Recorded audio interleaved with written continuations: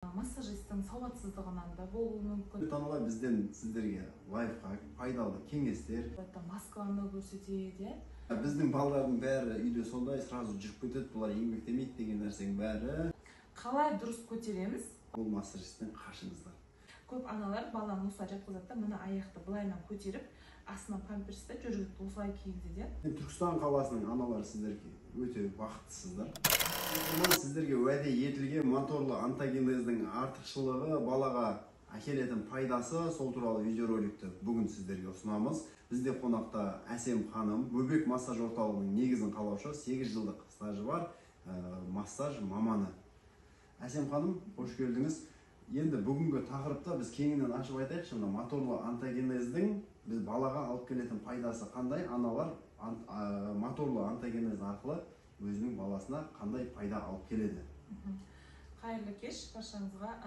Моторлы онтогенездің пайдасы баланы дүниеге келген уақыттан бастап 1,5 жасқа дейін, яғни бала аяқтан тұрып жүріп кеткенге дейінгі аралықта балаға тигізетін пайдасы өте зор.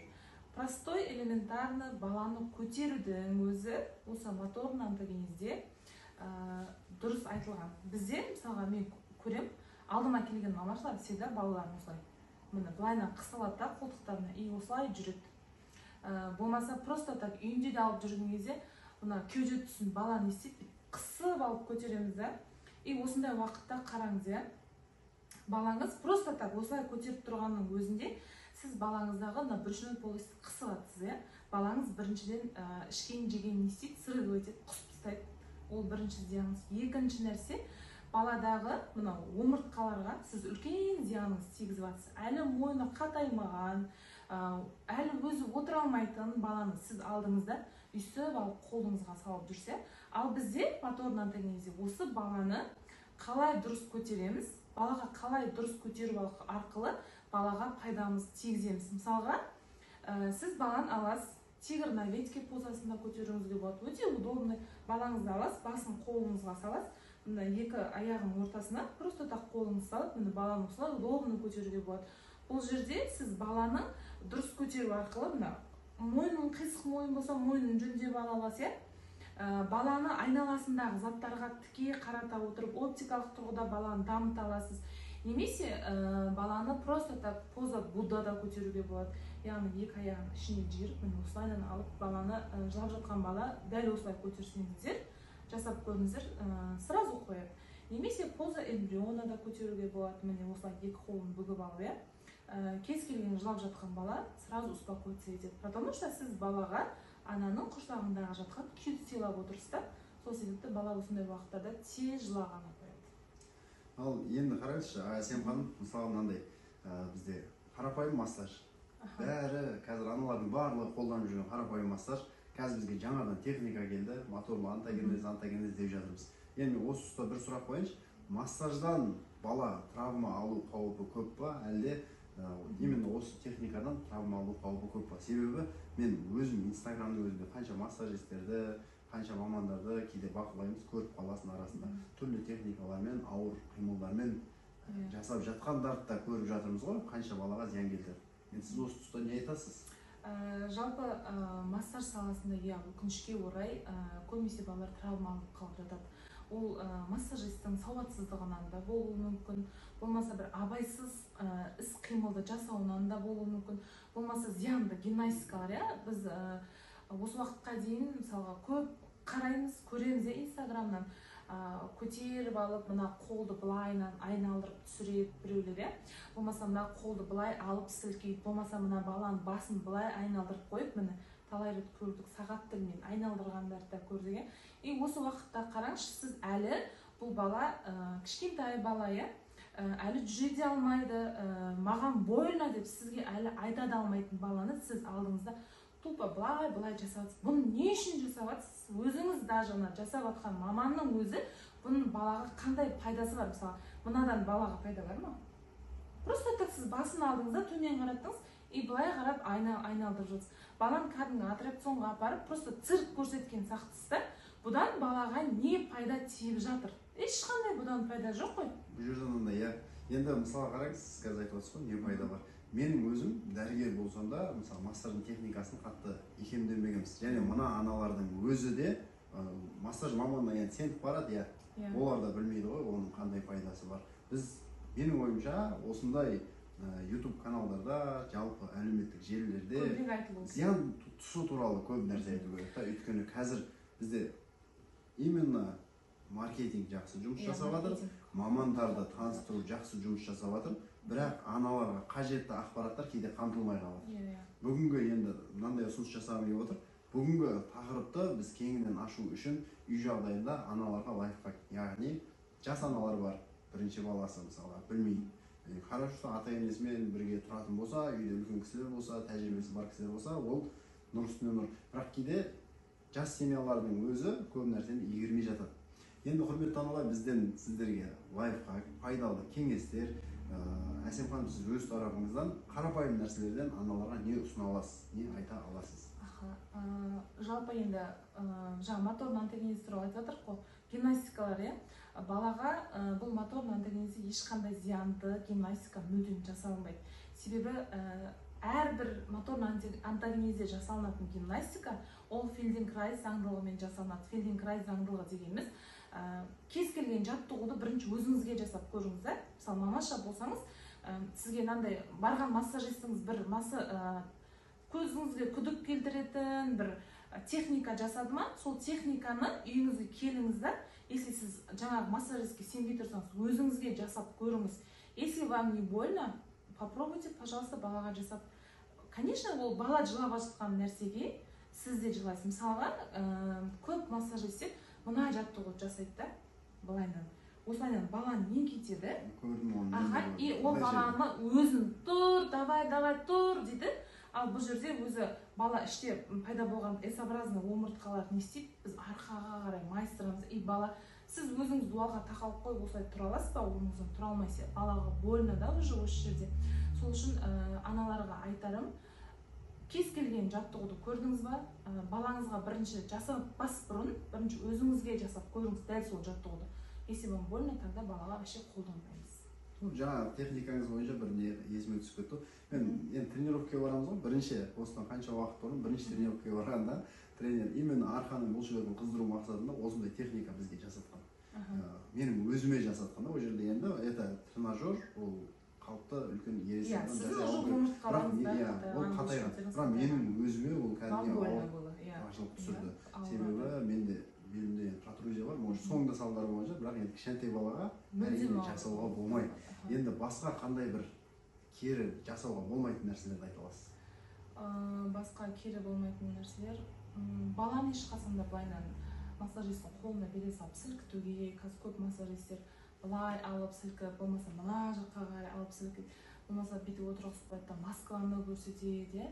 Маскаланы көрсету, ол уже бұрынғы қалып кеткен техникалар. Көбінесе оның барлығы балаға пайдасынан гөрі зиянын көбірек тигізеді. Ондай әдістерді жасамаймыз.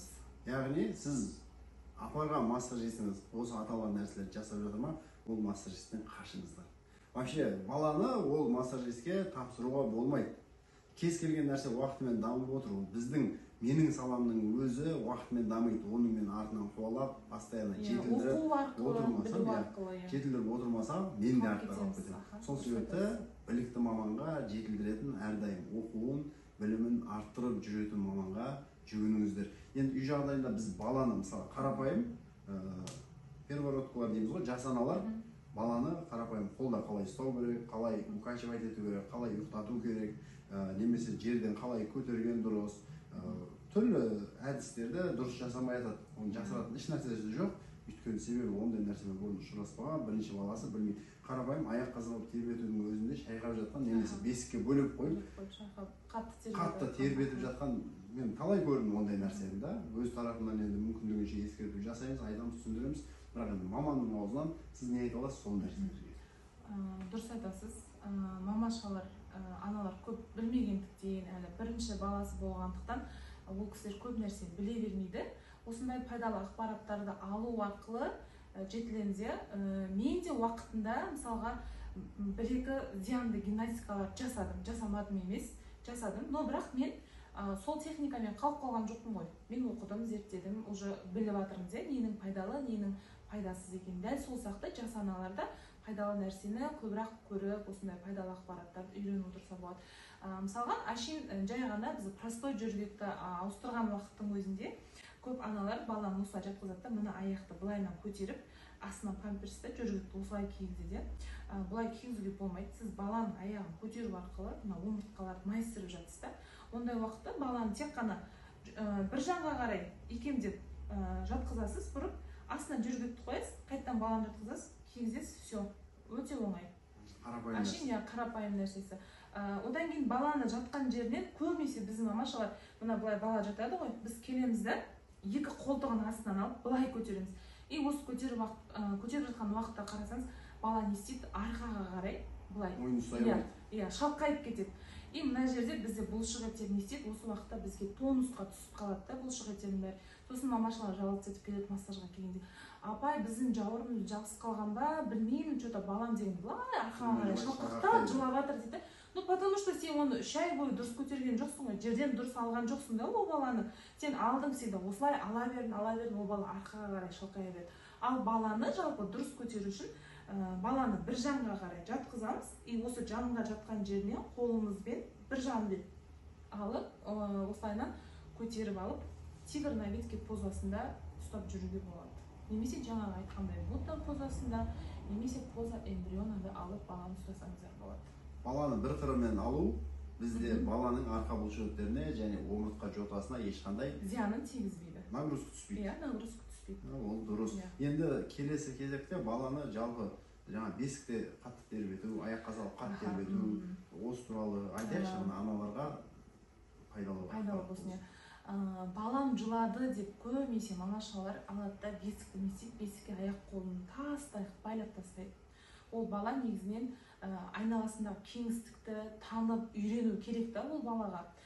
Сол себепті баланы көбінесе біз құндақтамай, бесікке лишний раз сала бермей, мен өзім көрем, 18 сағат бесікте жататын балалар бар. Мамашалар айтып келеді да, прям менің балам 18 сағат бесікте ұйықтайды, біз тынышпыз, ешқандай бізде жалып жоқ, балам жыламайды дейді. Ал сол баланы мен алдыма келіп тастаған кезде мен қараймын, ана балада ешқандай нағыл жоқ қой. Я ол бала басын көтермейді, я бір ойыншықтарға қарап, бір ол балада реакция болмайды, болмаса бір ойыншықтарға да аламау деген былай талпыныс жоқ та, потому что ол баланы тупо байлап тастаған, ол байғұс 4-5 айдан кейін осылай жатты, 18 сағат бесіктің ішінде жатып қалды да, ол бала жан-жағына қарап, кішкене жан-жағындағыларды зерттеу, ойыншықтарға қарау деген навыктардан ол бала уже кешеуілдеп қалып кетті. Ең бірінші бала қолын алып, қолын сору керек мысалға, қолмен қол контакты болу керек, аяқпен қол контакты болу керек деген нәрселердің бәрінен баланы біз бесікке таңу арқылы не істейміз, кешеуілдетіп аламыз ондай навыктардан. Мен бұл жерде бесікке қарсылық, бір ата-бабамыздың салт дәстүріне деген қарсылық емес, мен бұл жерде айтқым келіп отырған. Бесік дұрыс, бала тыныш жатады, жыламайды, жүргегі асты таза болады деген сияқты. Бірақ негізден тарихқа келіп жүгінсек, жалпы бесікті аналар көбінесе көшкен уақытта пайдаланған екен ғой. Ыңғайлы болу үшін. Бала жаурап қалмау үшін. Мынау жайлаудан қыстауға, қыстаудан жайлауға деп көшеді ғой. Сондай уақытта баланы бесікке таңып, түйенің бір жанына қарай байлап, баланы сондай көшетін уақытта көбірек пайдаланған екен. Ал біз оны кәдімгі баланың кровати қылып алғанбыз. Азынан кешке шейін таңып тастайтынша. Бесік бізге манеж емес. Бесік бізге манеж емес. Онда баланы бүкіл іс-қимылын, даже бесікке бөле берген балада 6 айында, пожалуйста, дисплазияны күте беріңіз. Өйткені мына ұршықтың басы не істейді? Баланың аяқтары қимылдау арқылы, ол жерде қан айналымы жақсарған уақытта ол макро-микроэлементтермен не істейді? Питация етеді ұршықтың басы, сол арқылы ол өседі. Бүгінгі жалпы біздің осы контентте бірнеше пайдалы ақпараттар болды. Сіз өзіңіздің таныстарыңызға, жанашырларыңызға таратып, ол кісілердің де осы ақпараттан хабардар болып жүруіне септігіңіз тигізіңіз. YouTube каналға тіркеліп алыңыз, лайкты басыңыз, төменде өзіңіздің ойыңыз именно жаңа бесікке байланысты, баладағы жүргекті ауыстыруға байланысты өзіңіздің ойыңызды қалдырып кетіңіз. Себебі әр қайсыңыздың сіздердің ойларыңыз біз үшін маңызды. Енді Әсем ханым, моторлы онтогенезге негізі қандай балалар жүгінгені дұрыс, және моторлы онтогенездің определенный бір возрасты бар ма? Осы айда бір мынандай нәрседен қауіптеніп маманға көріну керек деген сияқты. Иә, мысалға моторный антогенезде арнайы рефлекстер, реакциялар, паттерндер бар. Кейбір балаларда мысалға бала туылған уақыттағы болатын реакциялар болмауы мүмкін, әшейін простой сосательный рефлекс кейбір балаларда болмауы мүмкін. Уже ол балада біз айтамыз неврологиялық тұрғыдан бір ақау кетіп жатқан, сіз содан-ақ білуге болады. Және де ДЦП-ны осы моторный антогенез арқылы да ерте анықтауға болады. Реакцияларын баланы тексеру арқылы. Жалпы моторный антогенезге көбінесе мен ұсынар едім гипотонус балаларды. Когда баланың тонусы төмен, ол навыктардың ешқайсысын жасай алмай жатыр, айына сай дамымай жатыр, яғни запоздно развитие кетіп жатыр да балада. Мысалға, сіз қараңыз, аутизм балалар негізінен естеріңізде болсын. Олар көбінесе еңбектемейді. Олар бір навыкты кешеуілдетіп тастап кетеді ортада. Олар еңбектемейді дағыны, может бірінші отыра салуы мүмкін, еңбектемей, потом ол бала жүре салуы мүмкін. Уже ортада бізде еңбектеу қалып кетті ма, значит ол балада үлкен развитиесінде ақау болып жатыр. Өйткені еңбектеу арқылы бала көптеген нәтижелерге жетеді. Мысалы, алдындағы затқа ұмтылу, алдындағы затқа қарай бару, яғни алдындағы зат ол балаға былайша айтқанда мотивация болып тұрады. Соған бала еңбектеу арқылы жету керек. Определенный возраст моторный антогенезде негізінен жоқ. Себебі баланы туылған уақыттан жүріп кеткенге дейін осы моторный антогенез ғылымын пайдаланып, моторный антогенезге негізін жүгінуге болады. Бұның папасы да сондай болған, құйрықпен еңбектей салады. Біздің балалардың бәрі үйде сондай сразу жүріп кетеді, бұлар еңбектемейді деген нәрсенің бәрі алдамшы нәрсе болып тұр ғой. Сіздің балаңыздың определенный бала, мысалға 3 айда аунау керек па, басын көтеру керек, 4 айдан аса аунау керек. Ол әр нәрсе өзінің периодында болу керек. Қай этапында. Балаңыз 6 айдан өтіп отыру керек, ары қарай еңбектеу керек, жүру керек. Сол нәрсенің әр этапы орындалмаса, сіздің балаңызда значит что-то не то. Моторный антогенез. Осы жерде мен сөзіңізді білейін енді. Сіз мысалға дәрігерсіз ғой, сіз дәрігерсіз, жаңа бірінші отыру керек, потом еңбектеу керек деп кетіп жатсыз ғой. Ал мен моторный специалист ретінде сізге айтамын. Бала бірінші наоборот еңбектеу керек, потом ол балаға отыру керек. Өйткені бізде көп нәрсе, осы жерде бізде көп қателік керек. Массажистер алады да, баланы бірінші отыруға үйретіп тастайды. Баланы бірінші отырғызбаймыз. Баланы никогда баланы отырғызуға үйретпейміз. Өйткені оның әлі бала өзі самостоятельно өзі отыру керек. Біз баланы неге үйретеміз? Если бала еңбектей алмай жатса, біз ол балаға еңбектеуді, пластунға шығуды, пластуннан на четверенькиға шығуды үйретсек, ана баланы өзі спокойно барып отырады. Уже біз ол балаға даму эволюциясын дұрыстап жібердік қой. Жаттығу жасау арқылы, пластунды үйреттік, ол бала четверенькиға шықты, и спокойно барып та өзі отырып алды. Маған мамашалар келеді, сосын мен балам 9 айлық дейді. Отырады, аунайды, бірақ еңбектемейді дейді. Потому что біз баланы бірінші отырғызып қойдық та. Оны еңбектету керек. Сосын балаңызды отырғызыңызшы деп айтам ғой. Сөйтсем келеді да баласын дейді. Тарс еткізіп өзі отырғызып қояды да. Сосын сіз отырғызбаңыз, баланы өзі отырсын десем, балам отыршы десе, ол баласы отырмайды ғой. Өйткені оның мамасы отырғызып қойып жатыр да. А ол бала өзі еңбектеп, болмаса осылай 4 тағандап тұрып, аяғын астынан как русалка позада шығарып, бала отыруды өзі үйрену керек. Түсініңіздер ма? Мына аналардың 95% енді 5% ішінде моторлы антогенездің хабары бар, или сол специалист болмаса, бәрі сөйтіп ойлайды. Бірінші бала отыру керек, одан кейін бала ары қарай уже еңбектеу керек, сосын жүру керек. Бізде солай ойлап келгенбіз. Себебі мен де барлығына солай ұсынамын. Негізі айтып жүргенде, енді бұдан кейін жан-жақты зерттеп, толық ақпаратқа көз жеткізіп, сіздің де айтқан кеңесіңізге құлақ асып, бұл ошибканы біз өзгертетін боламыз.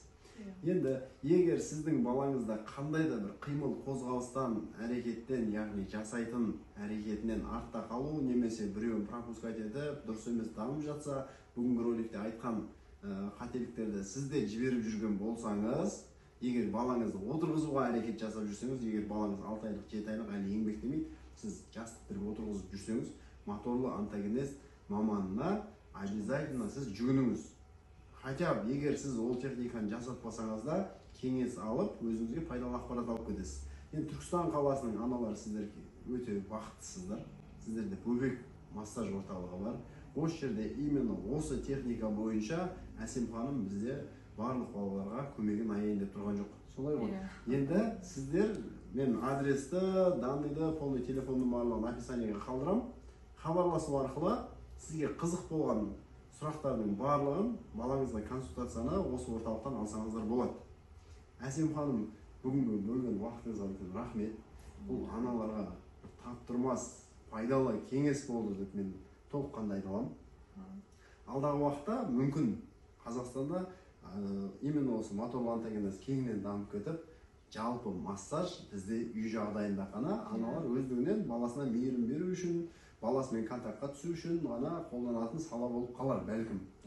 Бірақ қазіргі уақытта бізде моторлы онтогенез енді дамып жатқаннан кейін бұл аналарға бір жаңалық болып отыр. Мен өзіме шынымды айтсам жаңалық болып отыр. Бала отырмай тұрып бірінші еңбектеу керек, сосын отыру керек деген нәрсенің барлығы.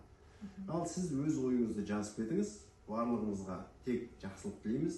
Отбасыларыңыз аман, дендеріңіз сау болсын, балаларыңыз ауырмасын, және де мейлінше ешқандай маманға, ешқандай патологиямен жүгінбеуді сіздерге нәсіп етсін. Келесі видеороликте кездескенше.